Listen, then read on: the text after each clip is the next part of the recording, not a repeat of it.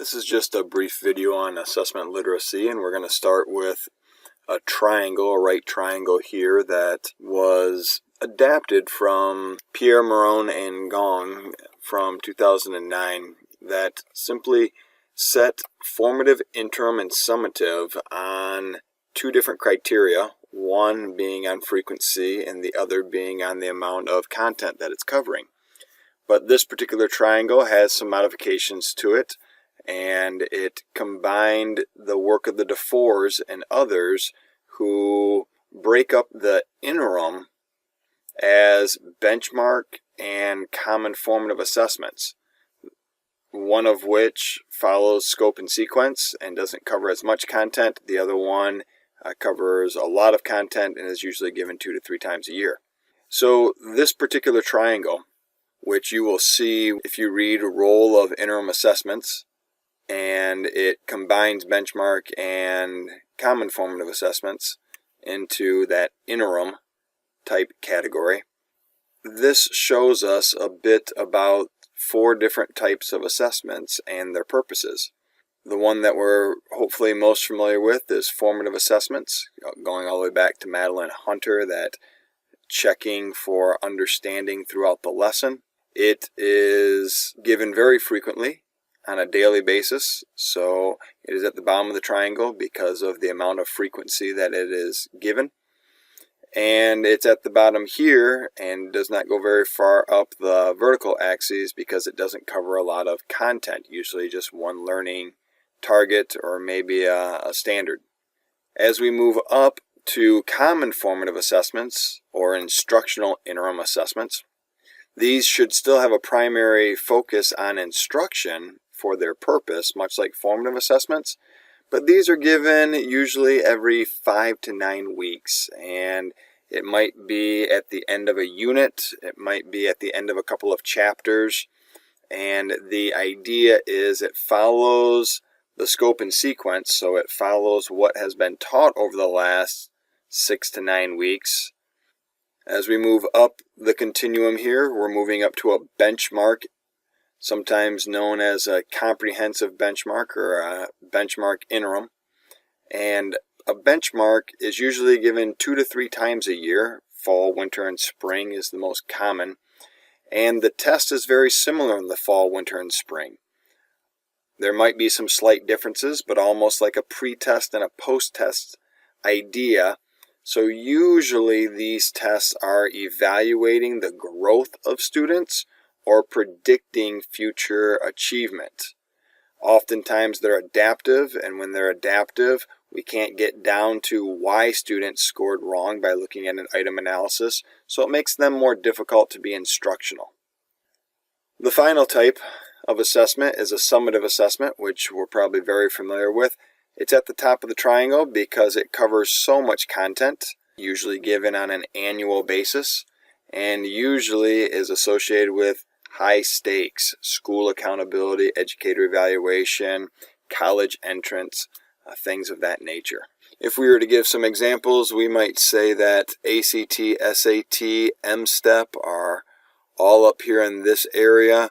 We have things like iReady and NWEA. STAR reading and math are certainly common benchmarks. Smarter Balance also puts out a comprehensive benchmark that would fall into this area. Smarter Balance also puts out an interim block that follows more scope and sequence that would fall into this area. You could also look at unit tests that would probably fall into this area if we're using them instructionally.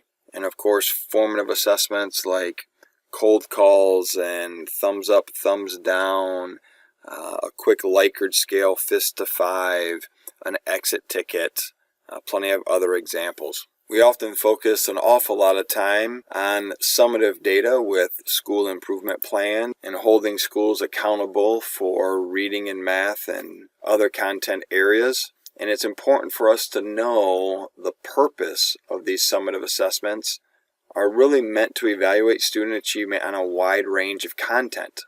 So these are not diagnostic. They don't really have for a particular standard sufficient amount of evidence to say that a student is doing well on a standard. It's more of a sampling of items that we give to students, and it's okay that the results are delayed because they're really not meant to be instructional. They're simply meant to evaluate in a moment of time. So as we're doing some school improvement planning and things like that, if we have consistent testing, we can look at trends to really help determine the effectiveness of our system. We can also do some work around comparing to similar schools that can either really validate our efforts if we are doing significantly better than similar schools, or create a sense of urgency if we're doing just as expected, or unfortunately some that are doing less than what we would expect. A third piece that we can sometimes use, depending on if items are released or not, is we can establish a success criteria. What does it look like for students to be successful on a test like this, and how might we embed those into our own instruction? Things that we need to stop doing would certainly be to stop trying to use the M-step to drive instruction. Stop trying to look at claim data that doesn't have enough sufficient evidence to really make instructional decisions. And we need to stop asking for a standard analysis without asking for an item analysis, so that we can actually understand why students might be struggling with a particular standard. Sample items can be helpful. We don't want to teach to the sample items test. It's nice that the College Board will release a lot of sample items for the PSAT and SAT. We don't teach to the test. We try to help students understand the rigor of those items and help them problem solve something similar. We can embed these sample items into our own assessments. We can have them as a warm-up for students to start a class period. And the trick is really for us to learn a bit how these high-quality items that have been released and some of these sample items, how they trip up students, and learn from those so that we can trip up students in the classroom, where we can create an environment where it's safe to fail because we learn so much from our failures. So how do we line our chapter tests, our unit tests, our common formative assessments to those high-stakes tests? How do we align our formative assessment and, quite honestly, our instruction to those high-stakes tests? If you want to see some of those samples, and where do we get some of those samples, you can simply look at sample NAEP questions, I guess would be good enough. And we can see where we can see reading, writing, and math samples for 4th and 8th grade. Also, if we want to look at M-step sample items, it won't take you directly there, but you can copy the URL to get into the K2 items or MyAxis items, or if we tie into M-step here, we can look at the item banks, and maybe we want to look at 8th grade mathematics, and it gives you a username and password so that you can go through the directions and you can get into the items that they have released. And this one's a drag and drop item that the easiest one is to identify that 3/10 is the same thing as 0.3. Then it gets a little difficult. You need to know the square root of 4 is 2, and that 2/5 is the same thing as 0.4. And then pi is a value of 3.14, so a little over 6. So hopefully, I don't know exactly where 6.2 something is, but roughly in there. And you can just learn a little bit about what M-step looks like and some of the rigor of these assessments.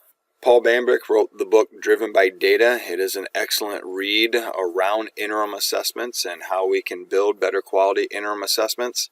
And a real profound statement that he makes is that those standards are actually quite meaningless until we define them on the assessments.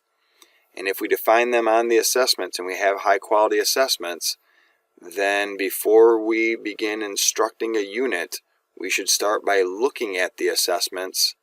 And what I would suggest is we actually predict how students might make mistakes on those assessments, because it will certainly help guide our instruction throughout that unit. So as I mentioned before, Bambrick in his book Driven by Data is really going to focus in on how to build and utilize within a process these interim assessments, sometimes known as common formative assessments.